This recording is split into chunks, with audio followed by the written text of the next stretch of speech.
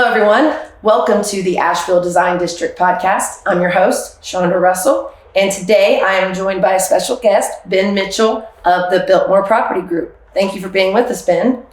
Thank you for inviting me down to your studio today, Chandra, and it's good to see you again. As we were talking about a few minutes ago, I think we've known each other for 8 or 9 years now, and it's a joy to reconnect and learn about what is happening in this part of South Asheville. Yeah, thank you for being here. Yeah, so tell everyone what you do and what you focus on and how you guys are kind of different than some of the other developers. Okay, so I wear many hats in my various roles here in Asheville.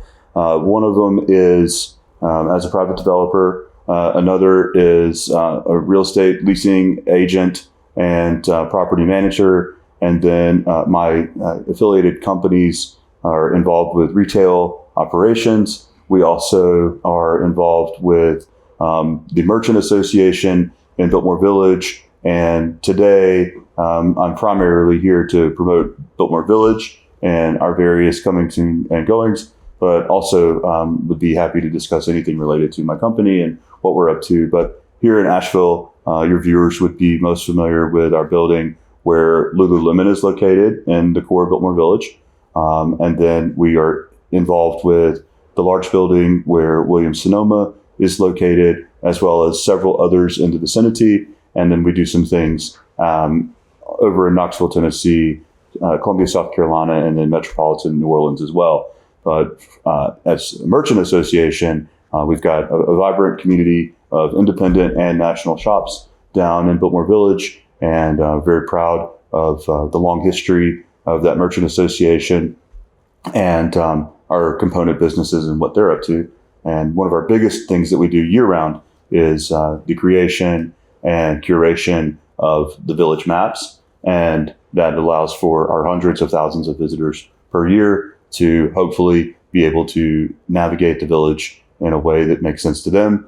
And that's something that we do once a quarter or so, publish, and we burn through anywhere from 40 to 60,000 maps a year in print. And in the last 5 years or so, we brought out QR codes to allow for folks who are more digitally native to utilize the maps in that manner as well. Love it. Yeah, you guys do so much great stuff. And you're planning now for Dickens in the Village 2024. Correct. And ramping that up a little bit. And if you haven't been to Biltmore Village, it's such a special time year round, but Christmas is there's just another level, right?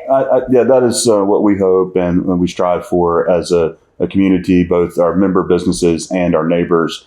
We have a friendly atmosphere for commerce. The village is typically a high level of business. A low vacancy rate might be another way to say that. And for example, my friends and colleagues, Dima Bader of Scout, and then Vanessa from the Corner Kitchen and ownership group there are highly involved with the planning committee for Dickens in the Village 2024. This year, we are trying to roll out some different types of programming that maybe weren't done in the last 5 to 8 years since my involvement with the association, and to always make it a family-friendly environment and a place that folks want to visit. And some of the elements that we are focusing on this year are window competitions with as many businesses as possible, and additionally to have the continuity like we have for roughly 40 years with period dress performers roving the streets on the weekend, generally the first weekend in December. I'd have to check the calendar, but it's, I think, the 2nd of December this year. And so that being so, we will have that continuity aspect of it. And Santa Claus, as always, will make his appearances on the Friday before the weekend event. We typically have a tree lighting ceremony. It may be a bit different this year, but one of the really cool things that we've done in the last couple of years is to go back to our roots. And a fellow who's now deceased named John Cram, who was instrumental in the revitalization of Biltmore Village back in the 70s and 80s, And then he acquired the Fine Arts Theater in Asheville and other buildings downtown.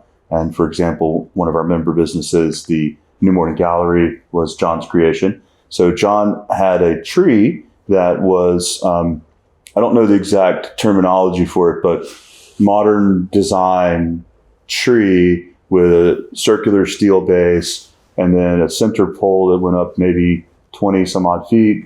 And then a series of stringed lights formed the outer band of the tree. Oh. And so we brought that out in 2023 from mothballs, and it was a really big hit. Yeah. And so a different presentation than your traditional Christmas tree. And so we're really proud to bring back something that's been there from time to time for many years. And in fact, when I went and toured the North Carolina Arboretum this year, they had a similar tree that was on display there full of LED lights. So it was neat to see that Mr. Cram was 30 years ahead of them or what have you in the development of that item. And so it was, from what I understand, handcrafted locally by Asheville-based artists a long time ago. Yeah. So. Well, and I love that you brought that up because that's something I wanted to make sure we touched on. You know, when you go to your website, you go to watch the videos, and you guys have such a heart for the history of the buildings and the history of the neighborhoods. And we share that with in the Design District here.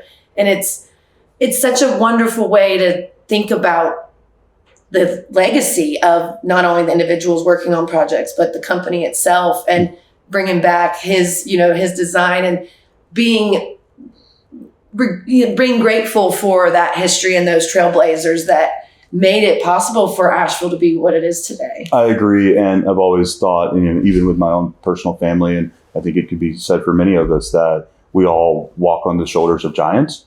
And so that being so, we should, tastefully honor those who were here before us. But I don't think that we should be stuck in a time capsule either as time moves on. So that's something that is a delicate balance, but we are blessed with some of the finest commercial real estate in Western North Carolina, and we should be good stewards of it and try to attract guests who are appreciative of the same sorts of things that we are. Yeah. It's more than just a building or a piece of property.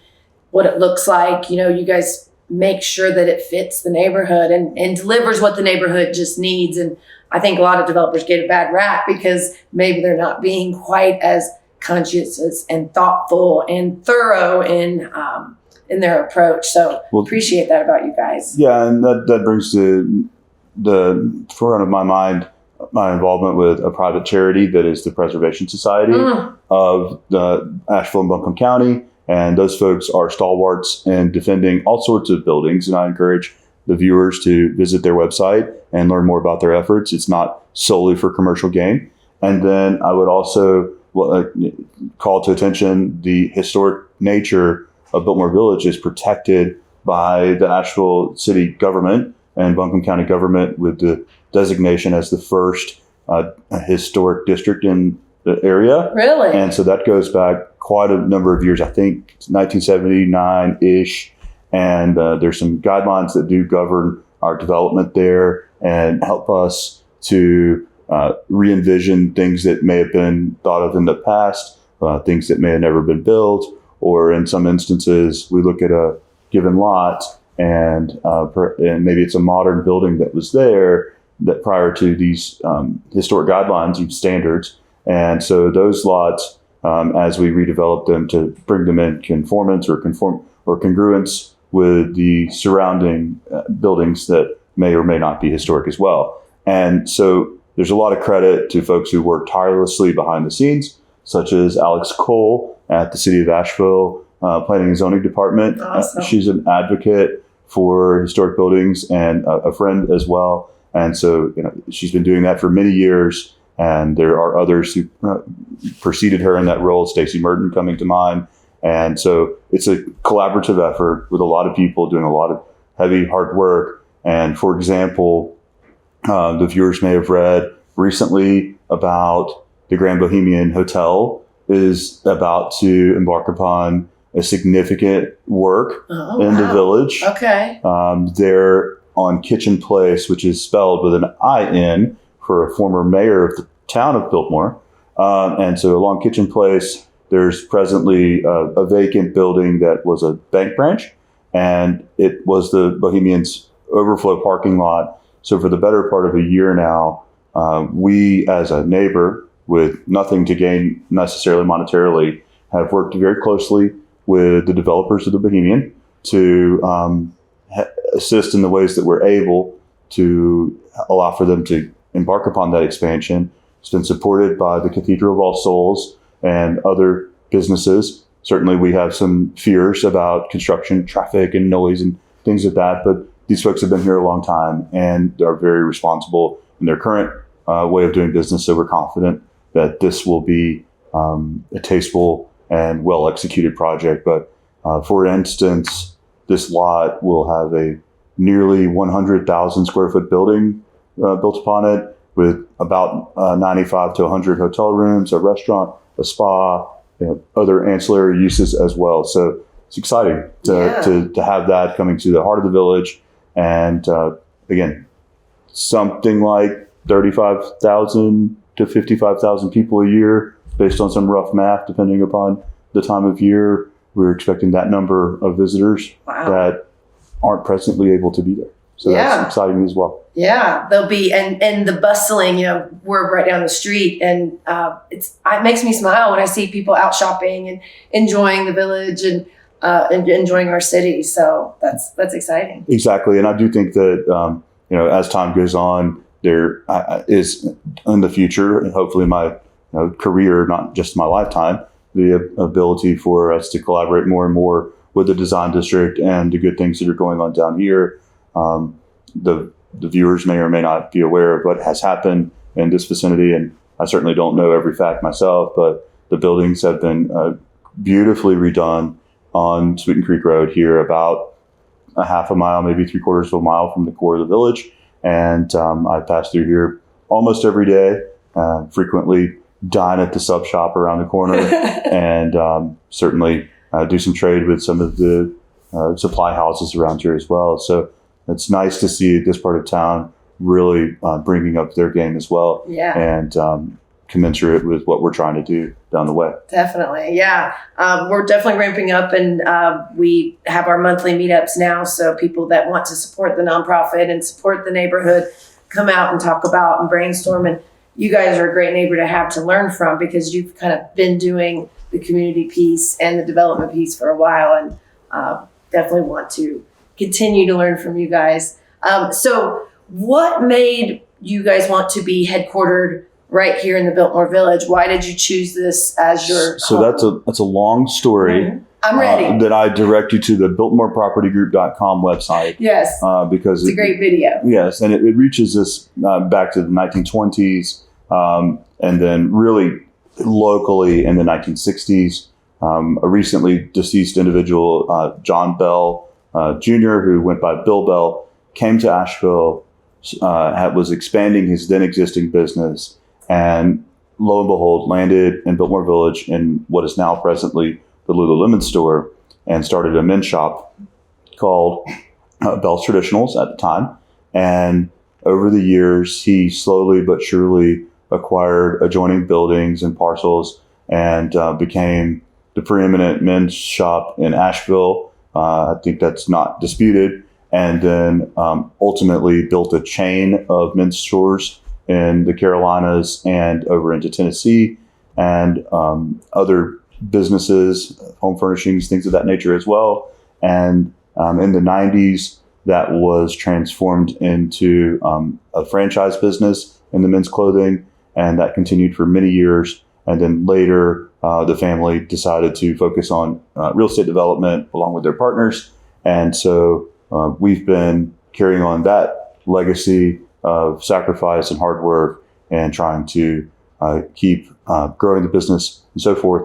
And by way of example, that enterprise has recently started a business known as J.W. Bell Limited in honor of that Mr. Bell that I just mentioned. Wonderful. And that is located just 2 doors down from Lily Pulitzer at the corner of All Souls, and I believe it's called Brook Street right there, but Sweeten Creek and Brook Street both changed names a few times between here and the doors to Biltmore Estate, or gates, I should say, to Biltmore Estate.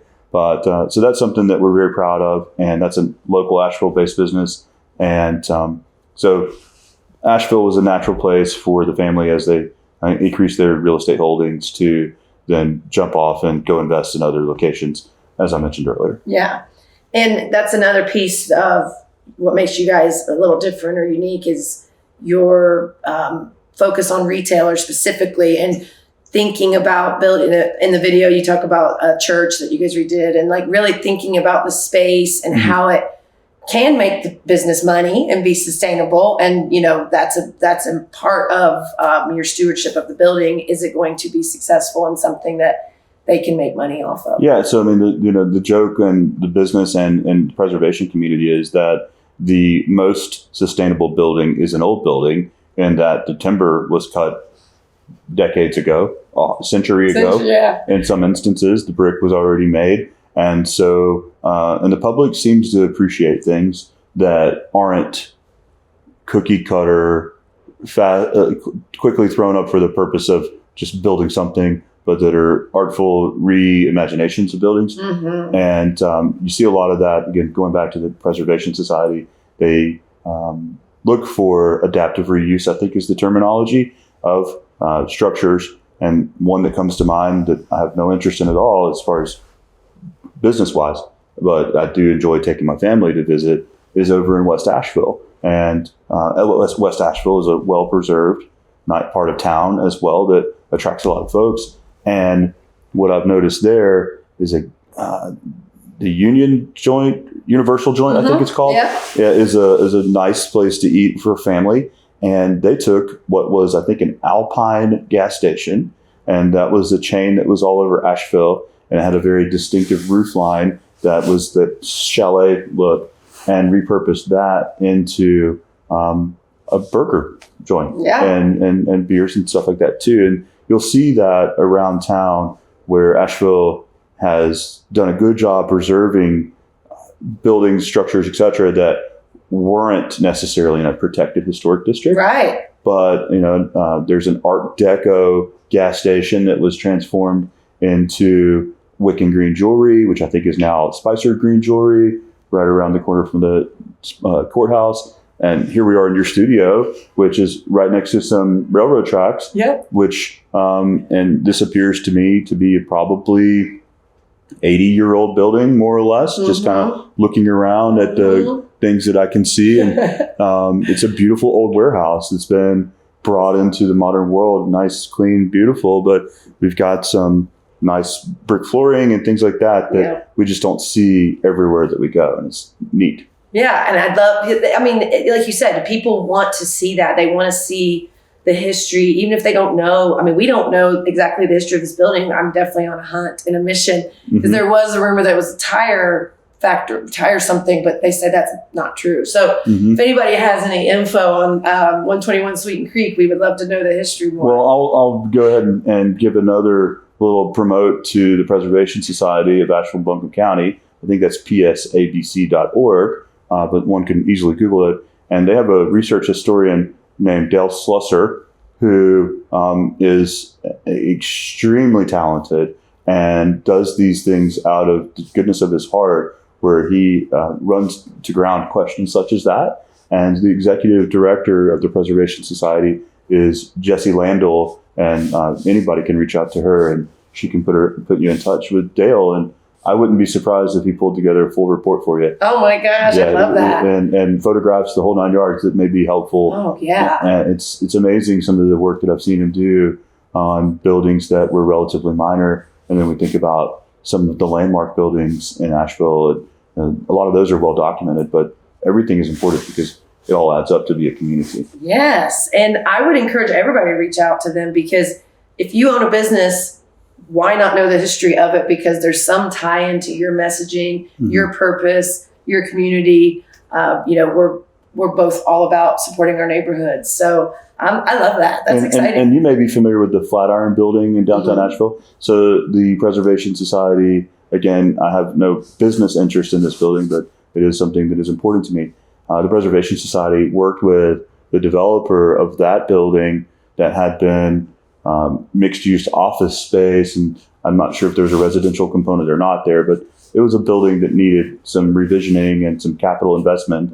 And so the Preservation Society folks worked with the purchaser 4 or 5 years ago to help that be protected, help that to be something that is a landmark building for the city, be brought into a way that it made sense for a developer to put money into it.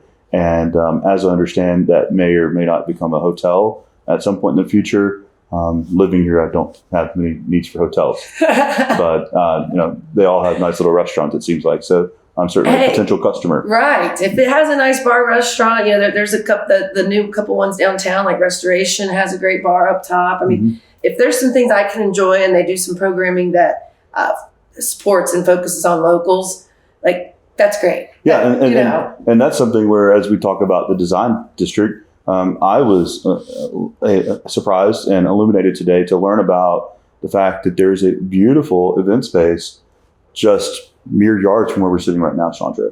And that is something that has got my wheels turning a little bit in my head. I'm thinking we may be able to have an event here with our merchants and your member businesses and so forth, and increase that collaboration. But absolutely, that was really nice and well executed. Space to see, and from the road one would not know that it's there. No, I mean, it looked like you could have a wedding there. It's a hidden gem. They do weddings. You guys, he's talking about the courtyard between Atelier Maison and the two showrooms, and it's just this amazing. We get to go out there and have lunch sometimes, and it just feels like heaven. I definitely want our neighborhood to compete with you guys on the window. I want to join in on that. Okay. A challenge accepted. And, neighborhood versus neighborhood. I'll probably have to get ahead of you on that somehow. But no, that's great. With you guys being in the design district, I know that there's a lot of talented artists who come through here. So that could be really exciting to see what happens. And there's 65 businesses in this kind of 1 square mile radius that are related to the building industry. Isn't that crazy? 65. Wow. So that's why Sean and Laura wanted to start the nonprofit to support all the neighborhood and all the businesses tied in. But yeah, even on a map, I'm like, 65? I haven't counted them all up yet. I'm still making the list, but hopefully all of them will be podcast guests soon. So yeah, that's great. And I've talked a lot about the retail portion down in the village today, but I would be remiss to not mention the fact that we do have quite a few restaurants, national, local, etc. And the Corner Kitchen folks, they just every day bring out their A game. Oh yeah. For we just did all the acoustic panels in there. There you go. The harmony. Yeah, wow, that's cool. Yeah. And so all of their guests, are our mutual guests, and then we've got I think 11 hotels in the vicinity. I can't keep track of all of that, but at the same time, our guest or your guest. Absolutely. With I-40 being just here, and folks are always looking to explore, and it's surprising the facts and figures that I've heard over the years. When people are on vacation, they actually have time to shop, and that's not just true. It's not just for retail. It's the only time I shop. Not just for soft goods like what I think of as clothing, but they do buy things, lamps, other more household furnishings, and things like that, and that sort of surprised me. But I hope that folks are able to find their way down toward this direction and see what's on offer in the design district as well. Yeah. And certainly a lot of these people, their first visit to Asheville seems to lead to a second, third, fourth, and then oftentimes a big move or a second home or whatever the case may be. Yeah. So, or an annual trip or yeah. Great. Love it all. So thank you so much for being with us today. Is there anything else we want to make sure we highlight that's going on in the village this year? I think that we've hit the high points as we finalize our details for the Dickens in the Village event this year. That will be publicized, and hopefully many of your viewers are able to join us down there. Otherwise, we just appreciate the continued support and look forward to increasing our relationship with the design district and the leadership here. Love it. Thank you so much. And I can't let you leave until you share, we're all about legacy and building that. What is kind of the ultimate vision for the village? I mean, how far out do you guys look? What do you see happening there? And so one of the things that would be a goal for me in my lifetime is to figure out solutions to some minor problems we have and some bigger ones as well. Flooding is an ongoing concern, yes, unfortunately, and that is something that we've worked with the UNC School of Government on and tried to come up with best practices that not only apply to Biltmore Village, but to the state at large and maybe even bigger picture than that. And so last fall, I think it was, I was a panelist with the School of Government when they were meeting with public officials from across the state. And our building where Williams-Sonoma, Chico's, Talbot's, those types of businesses are located was actually featured by the School of Government in their best practices for design. Love it. And all the credit goes to our architect team. And that also solved another problem in the design and build process that happened almost 2 decades ago. But that introduced a lot of extra parking in the vicinity. And as we think about what's happening with the village at large, I'm hopeful that a solution of structured parking or something like that can be introduced so as to allow folks to really feel comfortable and stay for a long time, and to take some of the more long-term uses. Say I arrive at my office at 9 o'clock in the morning or something, and I may not leave for 3 to 5 hours. I'd like to be able to park in a deck or some other structure where I can walk to my office, what have you, and then allow for that space to hopefully turn a couple of times in a day. Right. Or, I may be there for 6-8 hours at a time. So that could solve some issues and also make it an easier environment for folks to navigate. But, really, we're fortunate to have a mature canopy in the streets. And then from time to time, we see the city investing in sidewalk improvements and things like that. So, we're in a good spot. It can always be better. And we try to think 5-10 years down the road at all times, and certainly look forward to seeing the evolution of the village, especially with this new hotel. And that will certainly be something that has a major impact, good, bad, or indifferent. It's yet to be proven, but I'm optimistic. And the part that they have parking, that's good. Exactly. And we're outside the gates of Biltmore Estate.